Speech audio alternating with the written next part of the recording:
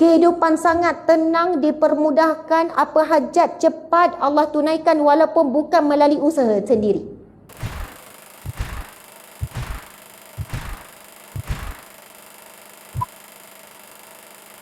Nabi SAW bersabda kepada seorang sahabat, maukah kamu aku ajarkan satu amalan yang mana 4 jenis dosa diampunkan Allah. Dosa yang sengaja dan tak sengaja, dosa yang kamu tahu dan kamu tidak tahu, dosa yang kamu ingat dan yang kamu lupa, dosa kecil dan dosa yang besar. 4 kategori dosa diampunkan bagi orang yang solat sunat, tasbih. 4 kategori dosa. Dosa kecil, dosa besar. Kita banyak dosa besar ke dosa kecil? Tiba rasa tak berdosa kan? Macam tak ada Ustazah. Semalam masa tak ada buat dosa semalam. Minggu ni belum buat dosa. Tiba rasa tak berdosa. Kita ni memang tak lepas daripada dosa. Kita sedar atau tidak banyak. Dosa kecil ataupun besar. Kedua dosa, sedar ataupun tidak. Yang banyaknya tak sedar buat dosa. Dosa yang kita ingat dan kita lupa. Banyak dosa kita lupa. Kalau saya tanya yang minggu lepas dosa apa dibuat? Tak ada. Bulan lepas pun tak ada. Kita lupa perbuatan dosa kita tapi telah dicatat. Telah ditulis. Dosa orang kita ingat. Dosa kita lupa. Dan yang keempat, dosa yang sengaja dan tak sengaja. Sedar tak sedar, sengaja tak sengaja. Lebih kurang lah tu ya. Kemudian sahabat Nabi menjawab, ya Rasulullah. Rasulullah pun lalu mengajarkan solat sunat tasbih. Kita baca subhanallah walhamdulillah wala ilaha illallah wallahu akbar. Betul? Selepas kita baca Al-Fatihah, baca surah lain, lepas tu kita baca 15 kali.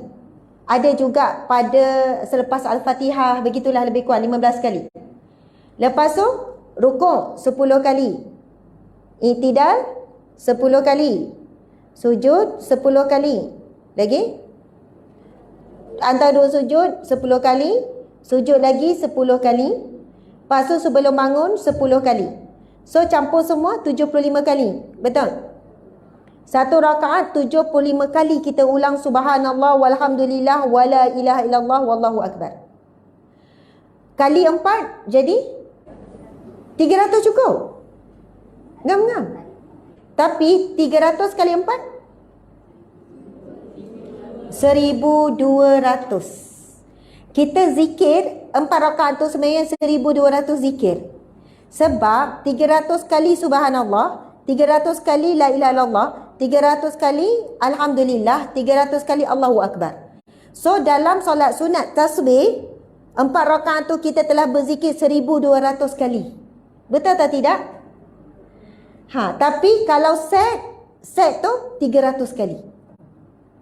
Dan apa yang kita bacakan tadi tu disebut dalam hadis Nabi, sesungguhnya subhanallah itu sedekah bagimu, alhamdulillah sedekah bagimu, la ilaha illallah sedekah bagimu, Allahu akbar sedekah bagimu. Maksudnya solat tasbih tadi, puan-puan sekalian, telah pun melakukan sedekah 1200 sedekah. Dahsyat. Dan Nabi SAW bersabda, subhanallah walhamdulillah tamla'u ma bainal ardi was samawat. Zikir subhanallah dan alhamdulillah pahalanya memenuhi antara langit dan bumi. Anda tuan puan-puan tadi bukan hanya zikir sekali dua, tetapi zikir dalam jumlah 300, 600. Manakala la ilaha illallah yang dibacakan tadi, Nabi SAW bersabda, afdalu zikru la ilaha illallah. Man kana akhiru kalamihi la ilaha illallah dakhala jannah. Barang siapa yang akhir kalimahnya la ilaha illallah, dia pasti akan masuk syurga. Dan zikir paling afdal la ilaha illallah dalam solat sunat tasbih tadi, anda telah ulang kalimah la ilaha illallah 300 kali. Kemudian Allahu akbar, Allah yang maha besar sebesar-besarnya. Di situlah bentuk pujian penutup kepada zikir. Kita membesarkan Allah dalam hidup kita, dalam solat kita, dalam sujud kita, dalam rukuk, dalam i'tidal, membesarkan Allah tadi. Maka Allah akan memuliakan siapa yang membesarkan Allah, dapat kemuliaan daripada Allah. Solat sunat tasbih ni, kalau Nabi pun pesan, buatlah setiap hari. Jika tidak mampu, seminggu sekali, buat hari Jumaat. Jika tak mampu, Nabi kata sebulan sekali. Sekiranya kamu tidak mampu, lakukanlah setahun sekali. Jadi kita ambil yang mana ni? Setahun sekali. Itu kalau orang buat jemaah ustazah. Kalau kena tak ada orang buat jemaah, langsung setahun tu tak buat. Saya pernah jumpa orang yang solat sunat tasbih setiap hari. Tapi saya tak jumpa perempuan. Mungkin saya belum izin jumpa perempuan. Saya jumpa lelaki. Bukan lelaki tu yang mengaku, tapi isterinya yang bercerita. Dan dia ceritakan kehidupan suami dan kehidupan dia pun dapat tempias hasil suami istiqamah solat tasbih setiap hari. Kehidupan sangat tenang, dipermudahkan, apa hajat cepat Allah tunaikan walaupun bukan melalui usaha sendiri. Hajat nak pergi Mekah, nak tunaikan umrah, cukup dengan doa berapa kali orang taja. Hajat itu, hajat ini, anak soleh-soleha, berjaya, cemerlang, bijak, pandai. Tak perlu susah payah didik anak macam orang lain didik anak. Anak itu dididik oleh Allah. Anak itu dijaga dan dipelihara oleh Allah. Sebab ini orang yang boleh jaga solat sunat tasbih sampai setiap hari 1200 kali konsisten ni bukan senang. Tapi tadi bila kita buat, mula start rasa berat. Masuk rakaat ketiga, masuk rakaat keempat dah mula rasa ringan. Kenapa kita mula rasa ringan? Dosa kita dah banyak digugurkan.